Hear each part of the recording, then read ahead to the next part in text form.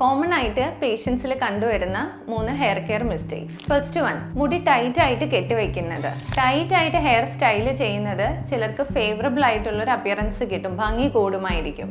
പക്ഷെ over A long period of time ഇങ്ങനെ tight ആയിട്ട് മുടി കെട്ടിവെക്കുന്നത് കാരണം ഒരു പുള്ളിങ് ഇഫക്റ്റ് ഉണ്ടാവുന്നു. അതുവഴി ഉണ്ടാകുന്നതാണ് ട്രാക്ഷണൽ അലോപീഷ്യ. ഈ ട്രാക്ഷണൽ അലോപീഷ്യ കാരണം ഹെയർ ലോസ് ഉണ്ടാകുന്നുണ്ട്. സോ കഴിയുന്നതും മുടി ലൂസ് ആയിട്ട് വേണം കെട്ടിവെക്കാനായിട്ട്. സെക്കൻഡ് വൺ, സപ്ലിമെന്റ്സ് മാത്രം എടുത്തുകൊണ്ട് മുടി വളരുമെന്നുള്ള എക്സ്പെക്ടേഷൻ. ഹെയർ ലോസിന് പല കാരണങ്ങളുണ്ട്.